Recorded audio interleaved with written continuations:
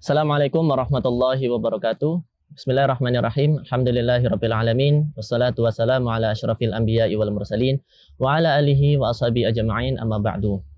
Saudara-saudara sekalian, teman-teman Al-Furqan TV yang semoga kita semua diberikan rahmat dan selalu diberikan pertolongan, taufik serta hidayahnya di atas akidah dan manhaj yang sahih. Di kesempatan hari ini, saya ingin menyampaikan sebuah faedah yang mana harapannya bagi saya pribadi dan semoga bagi teman-teman, saudara-saudara yang mendengarkan ini bisa bermanfaat dan harapannya bisa menjadi sebab untuk lebih dekat kepada Allah. Yaitu saya ingin mengambil faedah dari Alkitab Al-Usul Ats-Tsalatsah karya Al-Imam Al-Mujaddid Muhammad bin Abdul Wahhab rahimahullah ta'ala. Di dalam kitabnya, beliau berkata, qala al-muallif rahimahullah ta'ala, i'lam arsyadakallahu li ta'atih annal hanifiyyah millata Ibrahim an ta'budallaha mukhlishan lahuddin. Ketahuilah, dan kita ketahui bahwa lafaz ketahuilah ini adalah info yang akan diberikan itu sangatlah penting.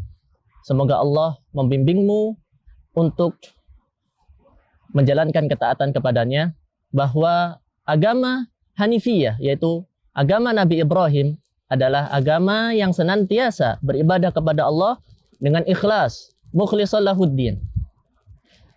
Dari kalimat ini timbul pertanyaan, kenapa penisbatannya ini diberikan kepada Nabi Ibrahim?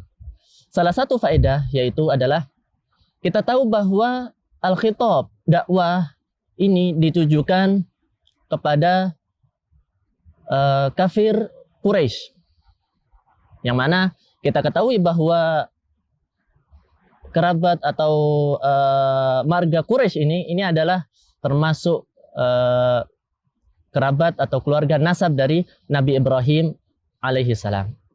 Mereka beranggapan bahwa agamanya Nabi Ibrahim ini adalah yang menyembah berhala ini. Maka Allah Ta'ala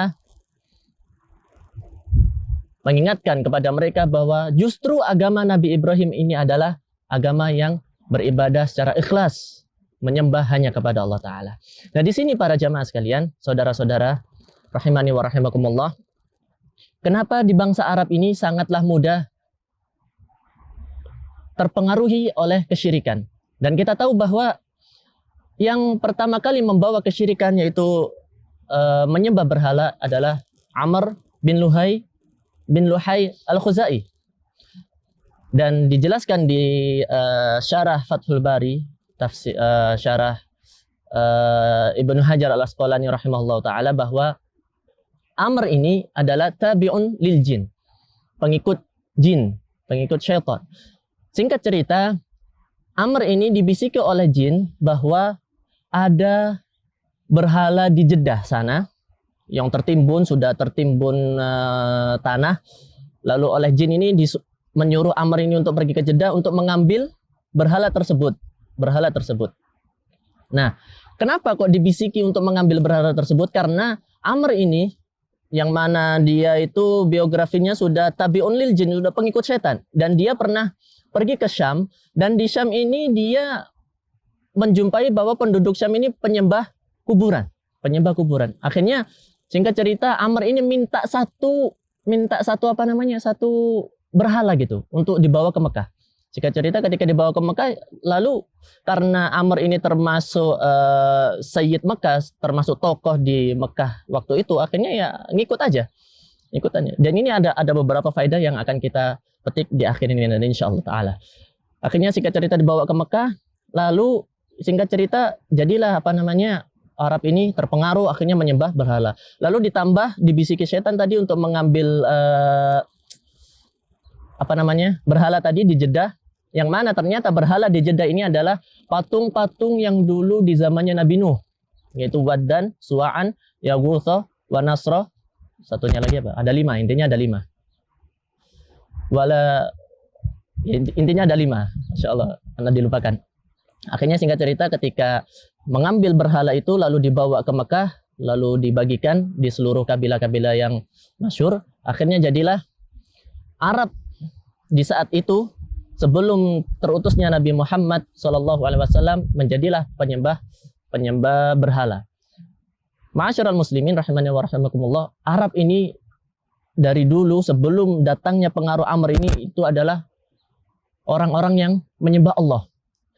Namun coba kita lihat, ini satu faedah pertama. Namun kita lihat, karena lemahnya ilmu tauhid kepada Allah, karena jarangnya